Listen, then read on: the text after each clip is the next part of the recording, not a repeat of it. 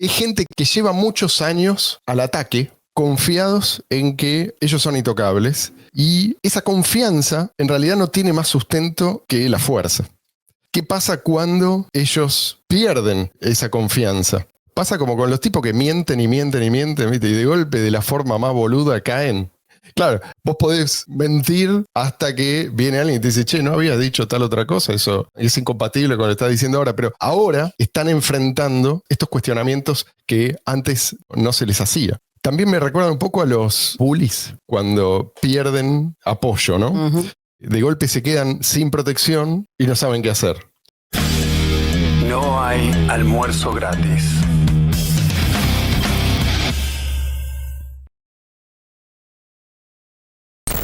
Hola gente, bienvenidos a este nuevo episodio de No hay almuerzo gratis. Bienvenida Mariana, bienvenido Luis, y bienvenido ese ser inclasificable.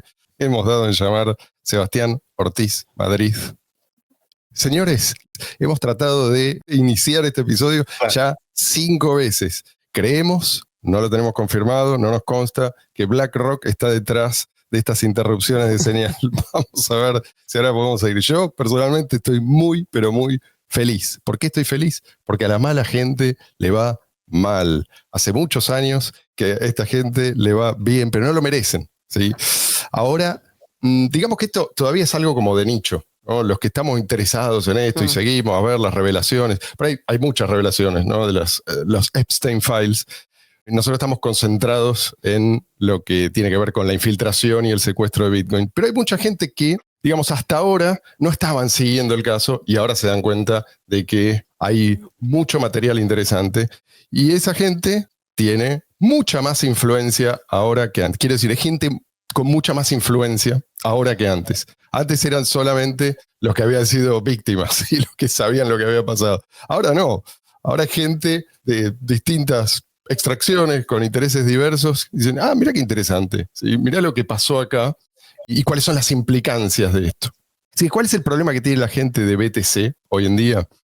Cada vez hay como más contraste entre el relato de ellos y la realidad. Y esto es algo que no se puede sostener indefinidamente. ¿Sí? El relato solo, en ausencia de fundamentos, termina siendo a la larga pura ilusión. ¿Sí? Y esa ilusión en algún momento se pincha y se pincha fácilmente cuanto más distancia hay entre el relato y la realidad. Si tarde o temprano vos tenés que lidiar con la realidad tal como es, no puedes ignorarla. Y digamos, sí, podés ignorarla, pero las consecuencias te las vas a comer. Entonces, ¿cuál es la realidad? De esto hablamos un poco la vez pasada. BTC fue capturado. BTC no es Bitcoin. Esta es la secuencia, en síntesis. Sabotaje a la Fundación Bitcoin en su momento cuando financiaba a los desarrolladores. Después, los desarrolladores pasan al MIT. Ahí empieza el financiamiento por parte de, bueno, en ese momento todavía no sabemos muy bien quién, pero arranca el conflicto. Si ustedes se fijan, ¿sí? Esto va en paralelo. Después aparece Blockstream, ahí se incrementa el financiamiento, pasa, yo diría, de unos millones a centenares de millones, quizás miles de millones, eso nunca lo vamos a saber, y empieza la guerra, ahora sí. Se expulsa a todos los que no están alineados con la nueva visión, empiezan los ataques, la censura, todo esto que ya sabemos. Después viene Tether. Esta es como la bomba, es como el botón rojo, ¿viste? El momento, hoy en día hay muchos países que tienen, ¿no?, armas nucleares, pero en la Segunda Guerra Mundial el único que tenía armas nucleares era el que decidía. Bueno, esto fue lo que sucedió. Tether se usó para asegurarse que el nuevo proyecto quedara asociado a BTC, para inflar el precio de BTC cuando más importaba. Y todo esto sucedía mientras muchos que hoy podríamos llamar, ahora con todo lo que se sabe, hasta ellos se deben llamar a sí mismos idiotas útiles. De hecho, es lo que está pasando. Porque en BTC hay mucha gente que está cuestionando, che, ¿no será que primero éramos nosotros los malos o estábamos asociados a los malos? Todos estos que creían que estaban, entre comillas, ganando la guerra usando sus propios nodos, ¿sí? Sus nodos jovistas, eso es lo que les permitió ganar la guerra, ¿no? Todo esto que se cuenta en el libro, ¿sí? El secuestro de Bitcoin, en el video, quién mató a Bitcoin, lo que revelan los Epstein Files. Todo esto no tuvo nada que ver, ¿no? Fue mi nodo hogareño, ¿sí? Que yo monté. sin prueba de trabajo, o sea, sin nada más que conectar un nodo. Eso es lo que nos permitió ganar contra estos golpistas corporativos. Este era el relato que ellos tenían. Bueno, es muy tierno. Es como ahora, el sketch ese de Mitchell and Webb, sí, de la segunda. Are we the buddies? Are we the buddies? No sé si lo vieron. Están en medio de la guerra y no saben. Sí, en algún momento se preguntan. Sí. ¿Somos nosotros los...? Creo que el personaje es un nazi o algo parecido. Sí, son dos que están como en una trinchera. Y uno se empieza a dar cuenta de que el simbolito que usan ellos en el gorro y que está por todos lados es una calavera. Claro. Dos huesitos así y dice, che. Empieza a atar cabos y dice, como no seremos nosotros los malos de la película. Bueno, pasó eso. Ahora le está pasando eso a los de Knots, que son, es el aviso para los que nos siguen estas noticias. En Bitcoin BTC se viene otro split, es inevitable ya a esta altura. Hay una guerra abierta. Ya antes era, bueno, seamos cautos, tratemos de evitarlo. No.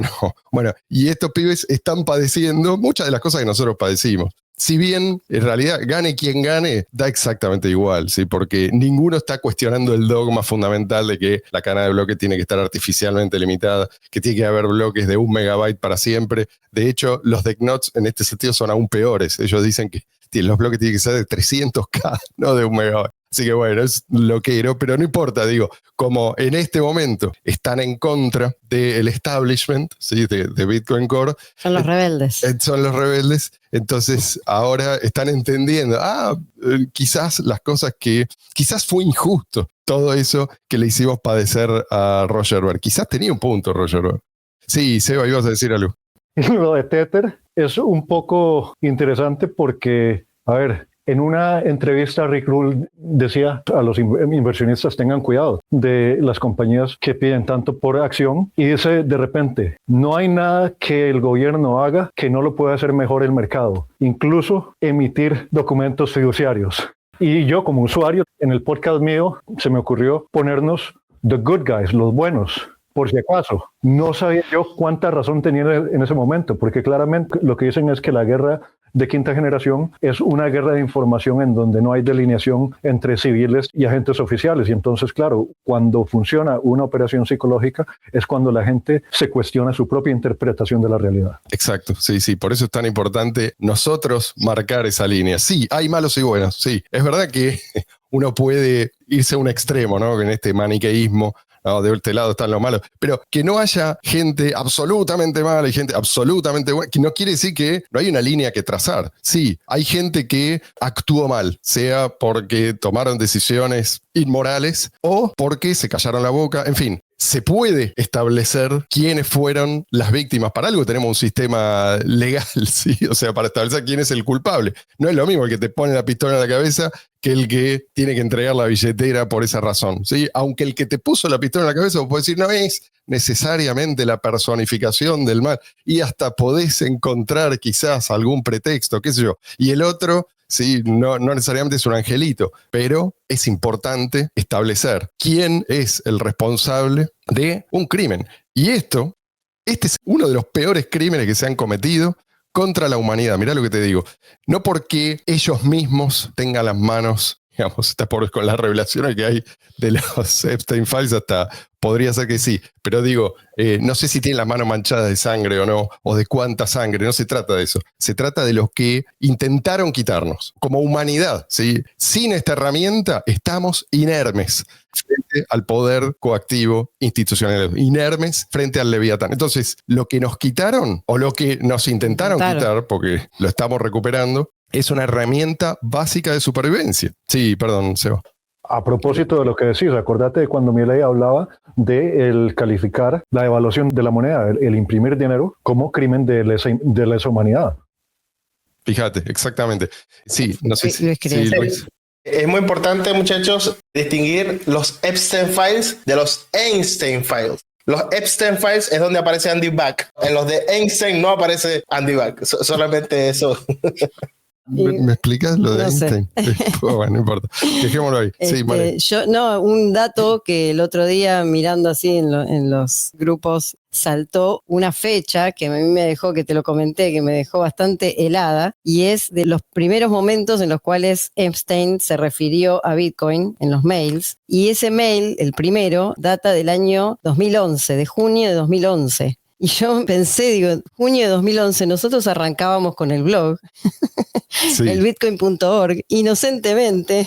¿Vos decís que alguien va a pensar que yo soy Epstein? No. No, todo lo contrario, como que inocentemente estábamos con este proyecto nuevo, novedoso, innovador, disruptivo. Y este hombre ya había echado el ojo, sí. Este hombre y todos pero sí, la organización a la que él pertenecía, ya estaban. Pero si mal no recuerdo, el interrogatorio a Gavin por parte de la CIA fue a fines de 2010 o principios de 2011, pero enero debe haber sido. Sí. Pero bueno, me llamó la atención para mal ese dato, ¿no? O sea, junio del año arranca. Sí, es verdad, porque el blog empezó en junio, claro, tenés razón. O sea, qué coincidencia. Nosotros empezamos el blog y él ya había. Por ahí se enteró acerca de Bitcoin a través del bitcoin.org, porque no había. Sabía español. Bueno, por último, para dejar en paz a la pobre gente de Knots, una cosa que me resulta muy cómica es que los de Core en su momento, digamos, nos obligaron a forkear a los que ellos llamaban Big Blockers, que eran simplemente los que estaban alineados con el planteo inicial de Satoshi, porque querían ahorrarle a la red algo que ellos consideraban una sobrecarga y querían ahorrar espacio en la cadena de bloques, ¿no? Y ahora estos mismos tipos son los partidarios de meter spam sin límites. En esto los de Knots tienen razón. Digo, queda confirmada entonces la regla de que cualquier cosa es válida menos el efectivo P2P. Sí, porque ¿qué es lo que sí entra? Si vos tenés un límite para transacciones ridículamente bajo, pero sin límite para spam, de lo que está, eso es una declaración de principio, ¿sí? Hay algo que, digamos, está excluido y no se cuestiona, ¿sí? Esa exclusión, que es las transacciones normales entre seres humanos. Todo lo demás es bienvenido. Irónicamente, el límite de 1 megabyte era para evitar el spam. Claro. O sea, Satoshi lo puso para evitar el spam en su momento. No. Qué ironía. Estaba pensando que el criterio para llamar Big Blockers a todos los demás es como que te digan que todo el que tome más de una tacita de agua al día es un Big Waters o algo por el estilo, ¿no? Estamos todos locos. Sí. Uno de los misterios, vamos a ponerle comillas también a la palabra misterios, que resolvió la liberación de los Epstein Files es la defensa que hacía Adam Back, más que la defensa, la apología de Tether, cada vez que alguien trataba de mostrar la basura que había detrás. El tipo saltaba, pero a defender como si su vida dependiera de ello. Entonces, la verdad, era así. Bueno, ahora ya tenemos la respuesta. Ahora sabemos que tanto la creación de Tether como la de Blockstream están estrechamente ligadas a Epstein, igual que Adam Back, sí, también estuvo estrechamente vinculado a Epstein. Y otra pieza importante de este rompecabezas es Brock Pierce, del que hablábamos la vez pasada. Fíjense, primero desencadenó todo ese caos que tiró abajo la fundación Bitcoin. Después, y esto no es coincidencia, cofundó Tether. Y bueno, esta es otra parte de la historia más reciente. Cantor Fitz, que era la firma de este Howard Lutnick, es el otro, que en su momento era socio de Epstein, y ahora es secretario de Comercio, todavía es secretario de Comercio de Estados Unidos y titular de la reserva, ¿sí?, de Tether. Pero hay mucho más. Tenemos a Peter Todd, no olvidemos a Peter Todd, que todavía no sabemos si figura o no en las Epstein Files, pero de este ya sabíamos, porque se acuerdan, ¿no?, que se habían filtrado unos mails. Él nunca lo negó, de hecho lo confirmó, que había recibido dinero de un tipo que se había presentado como a un ex agente de inteligencia para hacer ese video, ¿se acuerdan? En 2013, donde explicaba por qué Bitcoin tenía que tener bloques eternamente de 1 megabyte. Otro, también core dev, Peter Todd, para la gente que no sabe, es quizás una de las personas más influyentes en Bitcoin BTC. También, ahora no sé si está contribuyendo, pero fue desarrollador de Core mucho tiempo. Jeremy Rubin, otro desarrollador de Code. Este es un caso, digamos, interesante porque no tiene aparentemente relación con Blockstream, ni con el MIT, con el Media Lab, pero sí aparece vinculado a Epstein en los Epstein Files. Brian Bishop, otro desarrollador de Core. Este trabajó con Epstein en una compañía dedicada a mejorar la genética de embriones humanos. Digo, acá no es que, viste, es solamente Adam Back. Y estos tipos hacían negocios con Epstein, no solo dentro del... Digamos que hay una red de contactos. Seguramente Brock Pierce y Epstein formaban parte de esa red y el que estaba contactado con uno también terminaba contactado con el otro. Y para los que todavía dudan de qué clase de seres humanos tuvimos que enfrentar en su momento, les dejo un dato de color. ¿Se acuerdan de Matt Corralo? El del pelo azul. Corralo, un dato de color, dije, ¿sí? Esto es pan intended. Pan not intended. Sí. En 2017, este tipo le escribió a la SEC para pedirles que interviniera. ¿Vos te acordás, Luis, de eso? La mención me suena. Para pedirles que interviniera para evitar un aumento del tamaño de los bloques. ¿Sí? Quería meter a un organismo estatal para ganar la guerra. Esto fue en el momento en que ellos se vieron acorralados, cuando los mineros estaban apuntando su poder de cómputo hacia cualquier implementación que incrementara el tamaño de los bloques y llegó a un 85-90%, ¿sí? Ese porcentaje del poder de cómputo. En ese momento entraron a desesperarse y este tipo no tuvo ningún problema en hacerlo público, además. O sea, es esta clase de gente la que estaba del lado de Cort. Todos corruptos, todos hasta la médula. Y un suceso parecido, recordemos que Greg Maxwell públicamente, prácticamente le dijo a Roger Ver, cállate, porque sería una lástima que alguien le escribiera al Departamento de Impuestos Internos de Estados Unidos a ver si no pagaste todos tus impuestos. Y eso fue lo que pasó luego con Roger Ver cuando lo metieron preso, justo antes de que venciera, digamos, la fecha en que algún reclamo pudiera haber sido hecho. Se acordaron, ¿no? De que quizás había que auditar. Sería una lástima que te pasara algo, ¿viste? Sí, sí. Mira, volviendo a lo de las comparaciones del episodio anterior acerca del mismo tema, con lo de Ross Ulbricht. Qué raro que a Epstein, que yo me imagino que por su gran experiencia debía tener más dinero que Roger Ver, que a él nunca le hicieran una auditoría por impuestos en Estados Unidos. Sí, tal cual. Es como si hubiera una intención, ¿no? Detrás de esas auditorías, como si fuera algo arbitrario. Pero no quiero acusar a nadie. Bueno, todos estos tipos son traidores que arruinaron Bitcoin, no solamente para beneficiarse de ellos, sino para que pudiéramos seguir siendo esclavizados mediante el dinero fiat. Esa era la misión, digamos, para eso se los contrató. Y todas estas entidades que mencionamos son parte de lo mismo, ¿sí? Ahora lo tenemos confirmadísimo. Blockstream, ¿sí? Que recibió financiamiento no solo de Epstein, sino también de AXA Group. Estamos hablando de instituciones gigantescas. AXA Group, Mastercard, no se acuerdan de PwC, PricewaterhouseCoopers también. Son gigantes, ¿sí? Después Tether, que fue el inflador de BTC. Bitfinex, ¿sí? Este fue el exchange que hizo todo posible, que vehiculizó el pump de BTC durante el split, Cantor, todo esto, pero además... Bitfinex encima después quedaron un montón de personas atrapadas con bueno, sí, obviamente, pero eso no es exclusivo de Bitfinex. No, digamos, pero bueno. Los hackeos y todo esto, pero esto sí. Y todo esto está mencionado en el documental, en quién mató a Bitcoin, sí. Simplemente la diferencia es que ahora sabemos por ahí con más exactitud cómo es que operaron. Fechas, nombres. Claro, nos queda mucho más claro.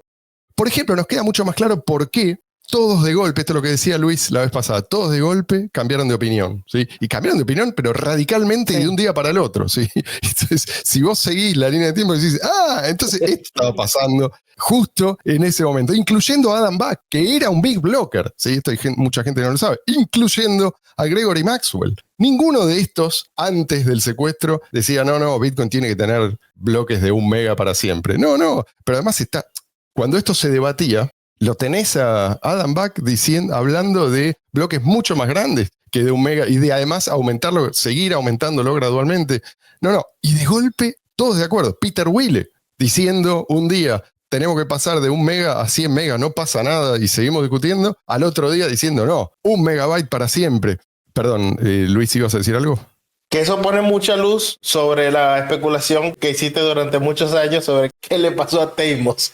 Recuerdo que tú decías, pareciera que vendió la cuenta, pero por lo visto no será que vendió la cuenta, sino que le llegó un correo de una persona en particular. Por ahí fue extorsionado, por ahí fue chantajeado. Sí, esto ya es un modus operandi. Teimos, aclaro, para los que no saben, era el administrador del foro. Y de Reddit. De todos los foros, porque Reddit también y incluso otros sitios web también. Fue clave para implementar la censura. Si no recuerdo mal, junto con Cobra, Teimos era administrador del sitio de Bitcoin Bitcoin.org. Sí, Sí, claro, claro. Fue una pieza clave, digamos, fue instrumental, no solamente para moldear el relato, sino para expulsar a cualquiera que no estuviera perfectamente alineado. Y otra cosa que ahora entendemos es por qué tanto se callaron la boca justo cuando más los necesitábamos. Tipos que tenían cierto prestigio. Tenemos el caso de Amir Taaki. Supuestamente, ¿no? Este tipo que era un súper libertario, requete contra criptoanarquista, no sé qué. Sí. Aparentemente también era compinche de Epstein. Por eso le digo a la gente, guarda, ¿sí? No se queden con el disfraz, no se queden con el personaje. Y de cómo se defiende ahora Amir Taaki, porque ahora bueno, están todos en esta de defenderse y algunos hacen bien, porque no, simplemente que te contacte un tipo no quiere decir nada, ¿no? Pero acá no, acá fue más que un contacto, había cierta confianza. Él dice ahora, Amir dice, no, es que yo era apenas un chico, tenía 20 y pico de años. ¿Qué tiene que ver 20 y pico? Primero, si tenés 20 y pico de años no sos un chico. Y segundo, no sabía googlear. O sea, vos que sos un super hacker, que no sé qué, que vive, ¿se acuerdan, no? Que vive en casas tomadas. Era un ocupa, porque sí. Era una ocupa que se dedicaba únicamente a y no sabe googlear quién es Epstein, quién es el tipo que te está contando. No te interesa, solamente porque el tipo está dispuesto a darte dinero, no te importa en absoluto quién es esa persona, qué hizo de su vida. No, aparentemente no. Sí, bueno, quizás él también, Amir Taaki, haya sido chantajeado. Yo no lo sé, pero sí me parece que esto explica muy probablemente su conducta en el peri-split, ¿sí? Tanto antes como durante como después. Sí, Luis. Esto no es que me volví peronista, sino que tengo dos comentarios. El primero es que Amir Taaki es justamente la persona con la que está conversando Epstein cuando le dice, vente a la isla que este fin de semana Andy va a estar en la isla, está confirmado. Y lo segundo, que mencionaste a Peter Wille, y no hay que olvidar que Peter Wille fue el que propuso Segwit, fue el que creó la propuesta de Segwit. Sí, sí. Y quizás esto que voy a contar también, no sé, es una coincidencia, pero Amir Taaki estaba, ¿cómo decirlo? Publicando, algunos dicen traficando sexualmente en Bitcoin Talk. Estaba como ofreciendo servicios de algo así como algo que en ese momento existía, me imagino ahora no existe más, como prostitución vía Skype de chicas de edades que en algunos lugares serían consideradas menores de edad. Sí, por ejemplo, 16 años. Esto lo pueden ver, lo pueden chequear en Bitcoin Talk. Y esto es según sus propias palabras. Y esto fue no mucho tiempo después de estos correos electrónicos que se enviaban con Epstein. O sea, no sé si tiene relación con eso o no, pero digamos, es un tipo que muestra una cara. Bueno, ahora que lo pienso, esto también lo mostró en ese momento, pero en ese momento él aparecía como un rebelde. O sea, no me importa, mira, se puede hacer esto, vamos a hacerlo. Bueno, ahora, en este contexto, me parece que podemos revisar a ver qué significado tiene esto que ese tipo hizo en aquel entonces. ¿Estaba lucrando con los contactos que hizo con Epstein? No lo sé, pero no lo descarto. Y a propósito de los que se callaron la boca o directamente se pusieron del lado de los bullies, hay casos muy prominentes. ¿Alguien escuchó últimamente a Andreas Antonopoulos? Ay, te iba a decir porque ese es uno que yo tengo acá atragantado.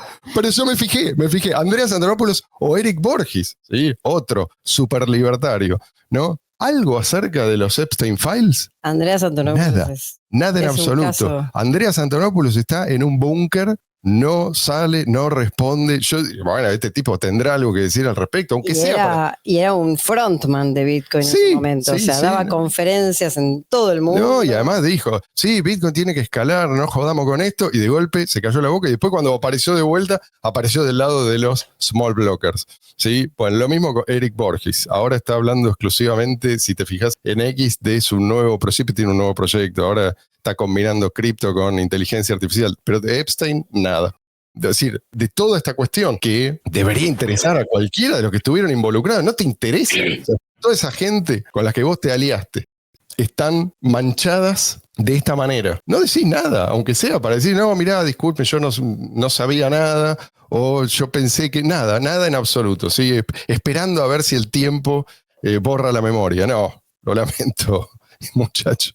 La memoria no se va a borrar. Cada vez hay más gente interesada en esto. Gente, no hablo de millones y millones de personas, pero la gente que importa, la gente que va a seguir recordándotelo toda la vida y la gente con influencia en que tiene influencia sobre millones de personas, ¿sí? O por lo menos potencialmente. Sí, Luis.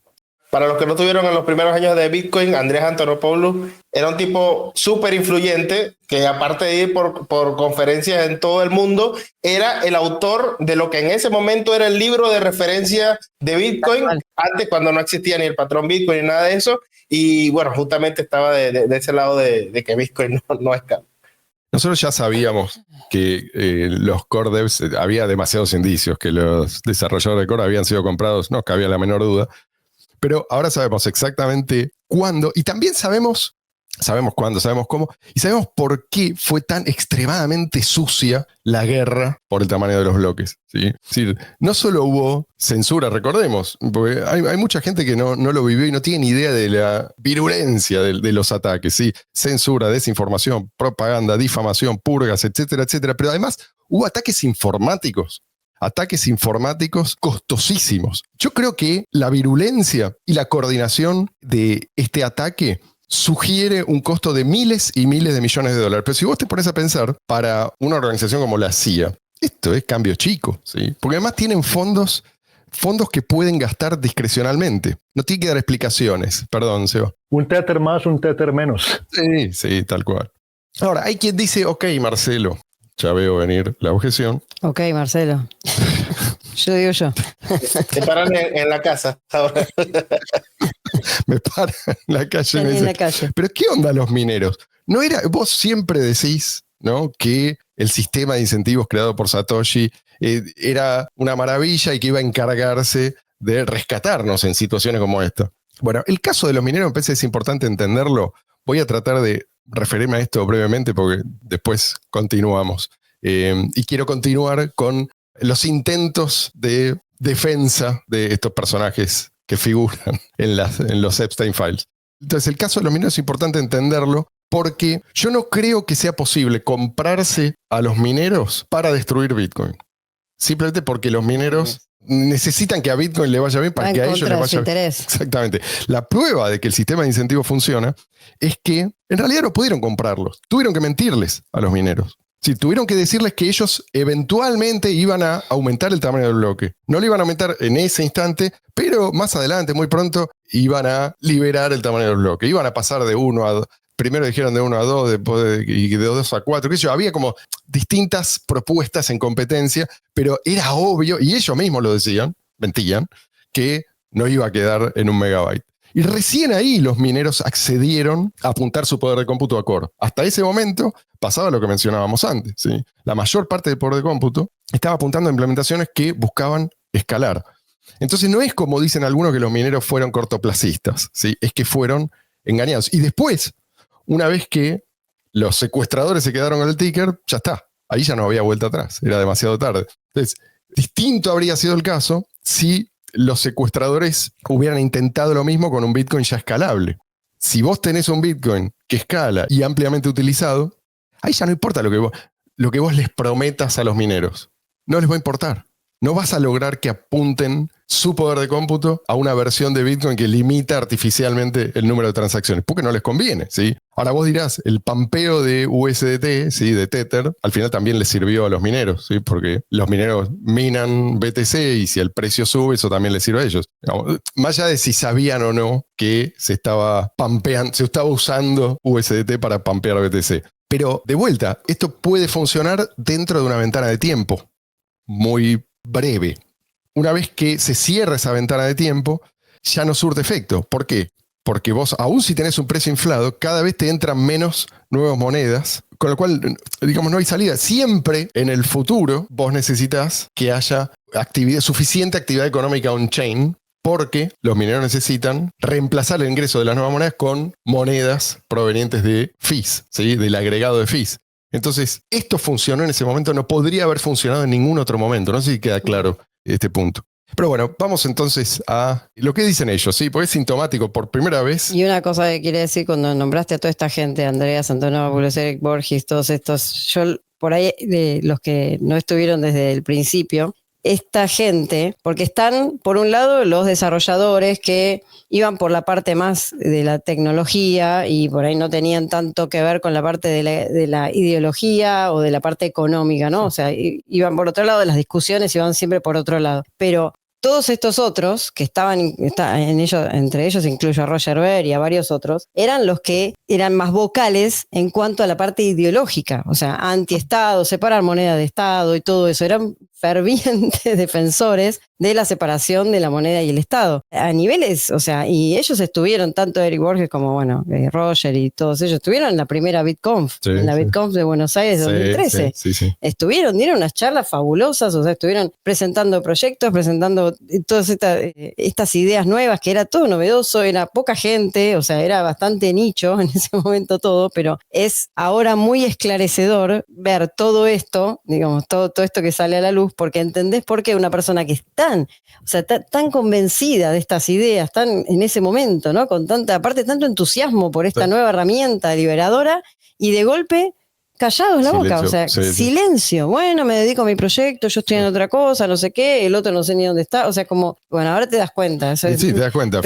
Fíjate lo que tuvo que padecer Roger Ver y mirá cómo le fue a Eric Borges. Les pido que busquen en los archivos, busquen conferencias de Andreas Antonopoulos y vean las cosas que decía en su momento, porque era... O sea, no podés creer lo que cambió una persona de un momento a otro, porque realmente era un tipo convencido. Ahora está en la isla, no lo sabemos. No, eso no sé. Bueno, por primera vez los secuestradores y sus defensores están preocupados. Están como a la defensiva. Ustedes habrán notado esto, ¿no? Y es lo que pasa cuando estás... Es gente que lleva muchos años al ataque, muchos años confiados en que ellos son intocables, y esa confianza en realidad no tiene más sustento que la fuerza. ¿Qué pasa cuando ellos pierden esa confianza? Bueno, pasa esto. Pasa como con los tipos que mienten y mienten y mienten, ¿viste? Y de golpe, de la forma más boluda, caen. Uh-huh. ¿No? Porque, claro, vos podés mentir hasta que viene alguien y te dice, che, no habías dicho tal otra cosa, eso, digamos, es incompatible con lo que estás diciendo ahora, pero ahora están enfrentando estos cuestionamientos que antes no se les hacía. También me recuerda un poco al comportamiento de los bullies cuando pierden apoyo, ¿no? Uh-huh. De golpe se quedan sin protección y no saben qué hacer. Y no el bully principal, sino el que está al lado, ¿no? Como apoyándolo y riéndose. Bueno, el bully periférico. Mira, es como que tenían un traje de superhéroe o algo así, algo que los protegía. Claro.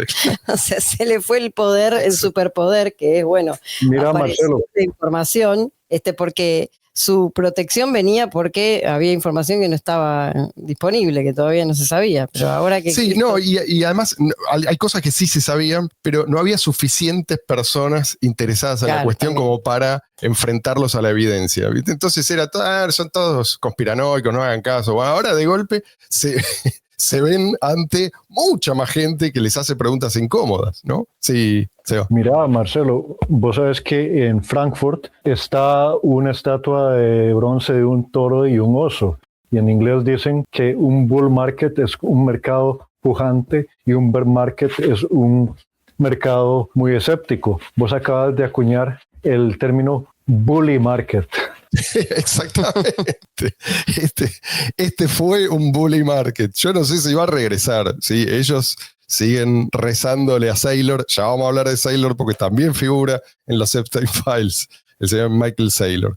Pero fíjate que ellos no están negando que eran compinches de Epstein o que Epstein hizo lo que sabemos que hizo, ¿no? Que financió a Core a través del primero del MIT, después a través de Blockstream, pero supuestamente, ¿no? Así, vos tenés que creerle porque ellos son tan creíbles, que Epstein no tuvo ninguna influencia en Bitcoin BTC. Ninguna influencia. Es que el tipo simplemente lo hizo por la bondad de su corazón. Era un filántropo. Era un filántropo, sí, era un acto de caridad totalmente desinteresado. Qué lindo. Y amaba la descentralización, sobre todo eso, ¿sí? Era como su lema, era descentralización a cualquier costo. Y lo más cómico de todo esto no es eso, sino la defensa que hacen a coro los maximalistas de BTC. Ahora, digamos, ellos bajaron una línea, una es esta, bajaron varias líneas. BTC es open source. Por lo tanto, no hay nada que temer. A ver, muchachos. ¿Qué tiene que ver? Eso no tiene absolutamente. Ya sabemos del día 1 que es open source. No significa que nadie controla el proyecto. Eso es como el que dice que vas a cambiar la contabilidad del Estado, la corrupción del Estado, convirtiendo todo en blockchain. Ajá, y sí, y todas las conversaciones que ocurren off the record. Hace falta transparencia, te dice.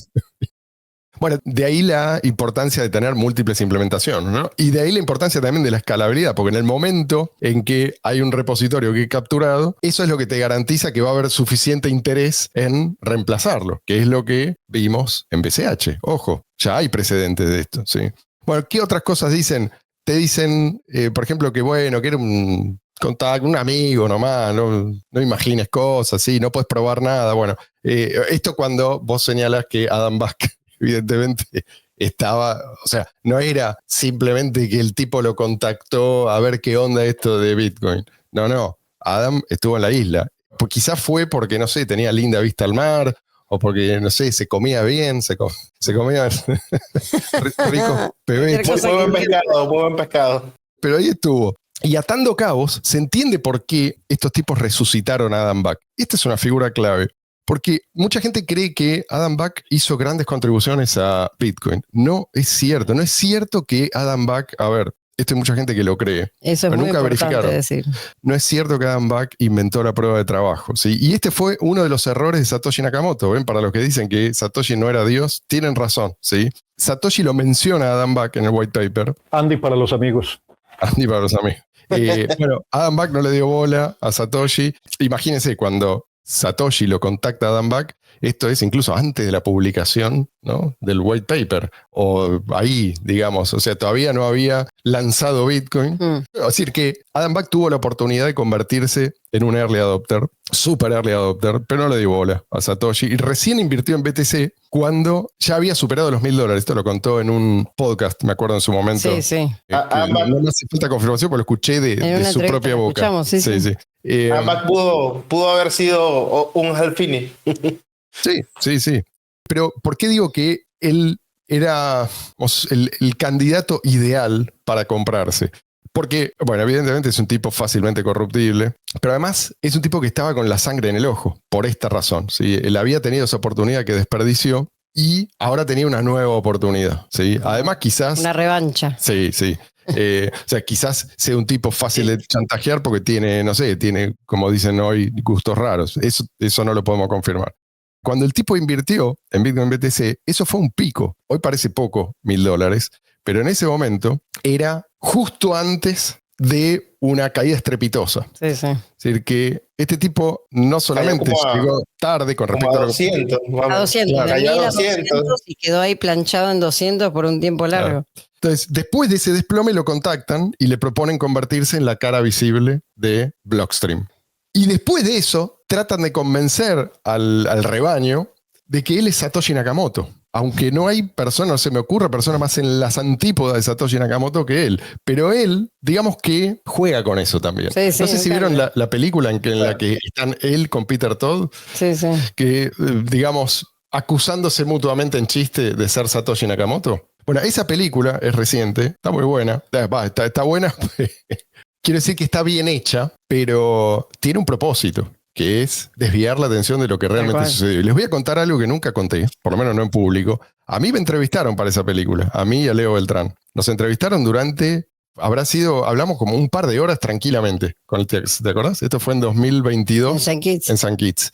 Y el tipo que nos entrevistó sabía muchísimo. Las cosas que yo le decía, nada de lo que yo le decía le sorprendía. Él lo sabía. Fue una conversación larga. Tuve que firmar unos papeles antes. Decía, entre otras cosas, que ellos se reservaban el derecho, por supuesto, de editar o de no publicar nada. Y no publicaron, por supuesto, absolutamente nada. No. ¿Sí?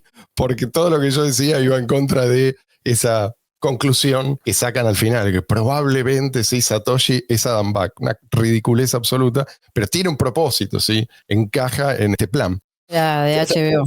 ¿Sabes que en la historia, cuando nombran a los papas, también hablan de los antipapas? Bueno, Adam Back es el antipapa. Es el anti-Satoshi. Básicamente lo que yo dije es, mira, le dije, este conflicto no debería sorprender a nadie. Es duro, pero es algo que estaba garantizado. Hay que atravesar. Es el producto del choque de dos fuerzas que a lo largo de la historia siempre estuvieron como en pugna, ¿no? Por un lado, el dominio, el control, la coerción, la jerarquía arbitraria, ¿sí? El saqueo, en contraposición a la libertad, la responsabilidad individual, el libre intercambio, los acuerdos voluntarios, la producción. Y todo esto que yo dije, yo pensé después, ¿no? De la charla, ¿qué pondrán de todo esto? Porque yo lo planteé como, a ver, esto era inevitable y solté nombres también. No es que dije, estos son fuerzas históricas, así en abstracto. O sea, Adam Back, ¿sí? Peter Todd, estos tipos están en la otra vereda.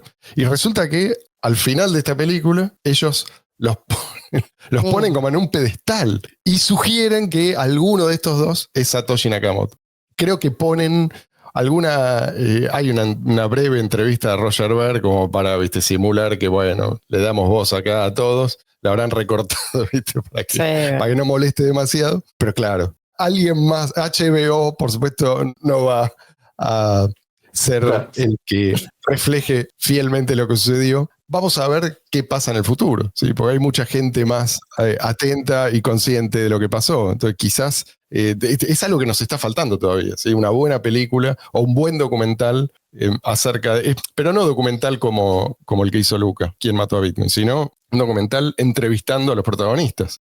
Quisiera también, como Luis se refirió al Papa de Aviñón, hacer una referencia histórica. En el año de 1571, Miguel de Cervantes Saavedra, que tenía malaria, está en la batalla que salva a Europa, la batalla de Lepanto, y pierde el brazo izquierdo. 1575, unos argelinos lo secuestran 5 años y después, en el año 1605, se libera y escribe Don Quijote de la Mancha. Se quisiera leerles de Don Quijote. La libertad, Sancho, es uno de los más preciosos dones que a los hombres dieron los cielos. Con ella no pueden igualarse los tesoros que encierra la tierra, ni el mar encumbre. Por la libertad, así como por la honra, se puede y debe aventurar la vida. Y por el contrario, el cautiverio es el mayor mal que puede venir a los hombres. Qué bueno que se liberó Roger Ver, qué bueno que se liberó BCH, y para cualquier persona en Buenos Aires que vaya al episodio 286 y escriba BCH se liberó, los primeros 25 comentadores, yo voy a escribir el nombre del usuario, y en mi propio canal de YouTube voy a hacer el sorteo de la capucha que llevo en el episodio 286, y antes de diciembre de este año se la enviaré a Marcelo, firmada por mí, para el que la quiera. Miguel de Cervantes estaba casi completamente secuestrado porque no tenía brazo. Sí, bueno, Roger Ver es nuestro manco de Lepanto. Gracias por esa referencia. Viene al caso, me parece. Y yo creo que a estas alturas, aún si Adam Back, este es el problema que tenemos, ¿no? O más bien, el problema que tienen ellos. Si Adam Back confiesa todo, cuenta cómo sucedió, muestra, ¿sí?, pruebas detalladas, los maximalistas de BTC lo van a ignorar o van a decir, esto es mentira, es una conspiración. Roger Ver compró a Adam Back. Claro, sí. Dirán. Boludeces por el estilo. Y otro que está en los mails es el señor Michael Saylor. ¿Cuál es la bajada de línea acá? Estuve leyendo, a ver cómo se defienden. Dice, no, lo que pasa es que Michael Saylor es como un genio incomprendido, ¿sí? Y es un tipo que está, como le gusta decir ahora, ¿no?, en el espectro, ¿no? Cualquier persona que, no sé, que entonces no se dio cuenta de nada porque un poco rara. Es un tipo muy especial. Epstein lo rechazó porque como que no se podían entender. Y resulta que si vos lees los mails... En el espectro autista o en el espectro de Epstein, porque tienen que especificar, ¿eh? El tipo...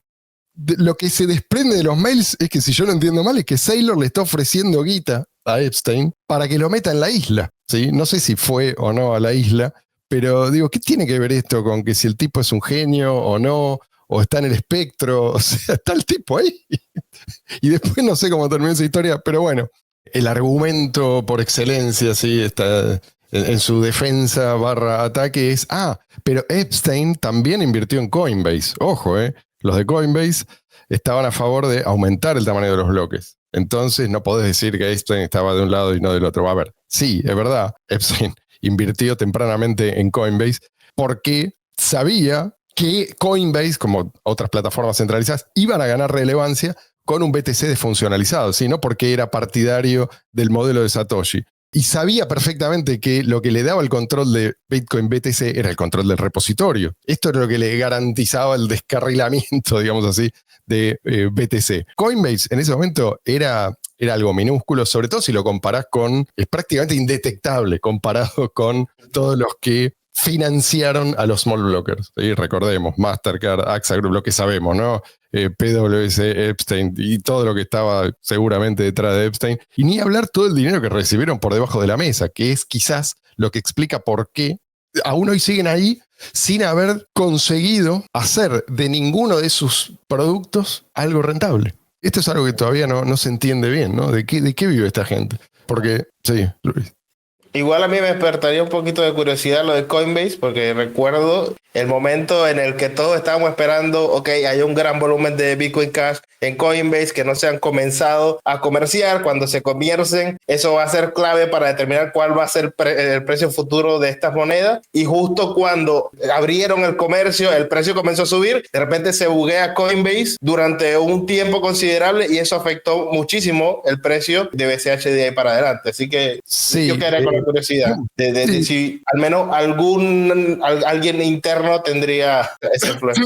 No tenemos manera de saber, no sabemos. Bueno, es que no hay manera de saber, pero no sabemos si eso fue un accidente. Porque creo que Charlie Lee ya no trabajaba en Coinbase, pero quizás a lo que Coinbase, BitPay y otras por el estilo, simplemente en ese momento eran empresas que habían empezado a crecer con la adopción de Bitcoin, ¿sí? Y querían lo mejor para Bitcoin en ese momento porque ellos se veían como una parte importante del ecosistema, llamémoslo así, ¿sí? Querían bloques más grandes porque entendían que discapacitar la cadena de bloques era algo obviamente ridículo, ¿sí? No le servía a nadie que hubiera adoptado Bitcoin en ese momento. Pero eventualmente los de Coinbase finalmente cedieron, precisamente porque sabían que ellos eran en esta guerra, tenían todas las de perder, ¿sí? Sabían lo que tenían del otro lado. Y del otro lado, no solamente se oponían a la propuesta de Satoshi, sino que además amenazaban con destruir a cualquiera que no estuviera de ese lado, ¿sí? ¿Se acuerdan cuando decían, los que controlaban Bitcoin.org decían, te vamos a sacar de la lista, ¿sí? de sitios confiables o qué sé yo? Ellos podían ejercer ese poder de mil maneras, ¿sí? Y seguramente podían amenazarlos, no solamente con el ostracismo, sino también con castigo. Si vos tenés contactos políticos, siempre podés hacerle a tu enemigo prácticamente lo que vos quieras, ¿no? Pero además, finalmente me parece que se dieron cuenta de que con la victoria en ese momento, ¿sí? de esa batalla de los small blockers, a ellos se les entregaba en bandeja un negocio redondo, ¿sí? Como custodio para toda esa gente que iba a ser excluida de la cadena de bloques de BTC. ¿Sí? Otra vez, tenemos palo y tenemos zanahoria. Y Epstein no es que era un boludo que no entendía lo que estaba haciendo. Tenía un plan para seguir extrayendo riqueza a largo plazo. ¿Sí? Él invirtió en el Digital Currency Initiative, en el MIT, después en Blockstream, ¿sí? Todo esto para crear las circunstancias que iban a hacer prosperar a Coinbase. Entonces también invirtió en Coinbase, ¿sí? Pero con el éxito de un Bitcoin escalable, vos ya no necesitas Coinbase, ¿sí? Todas estas plataformas de intercambio centralizadas pasan a ser irrelevantes o obviamente no tan relevantes como lo son ahora, o una cosa de boomer, ¿sí? De tipo que no quieren tener sus propias llaves, se la dan a un tercero. Otro intento de defensa que hacen. Es decir, pero Gavin estaba en el MIT también. Muchachos, Epstein le escribió a Gavin y Gavin lo mandó a cagar. Y creo que el mail de Epstein a Gavin es un día después del interrogatorio que le hacen la CIA a Gavin, ¿sí? Y además, enseguida Gavin se despegó de todo. Pero además después Gavin fue purgado. Y los que se alinearon con Blockstream son los que se quedaron. O sea, aquí este intento de manchar a Gavin es ridículo. No cierra por ningún lado, ¿sí? A mí me parece un chiste, ¿no? Pero estos tipos son los que nos acusaban a nosotros de formar parte de una especie de golpe contra Core, que son los idealistas, y nosotros estábamos al lado de las grandes corporaciones. Estos son los tipos que estaban tomando dinero de AXA Group, Pricewaterhouse, otra vez Mastercard. Pero no solo eso, Eric Schmidt aparece también como presidente ejecutivo de Google en ese momento. Reid Hoffman, el de LinkedIn, bueno, Jeffrey Epstein. Estos son los puros en esta historia. Es una cosa que es increíble cómo hay gente que se tragó esto.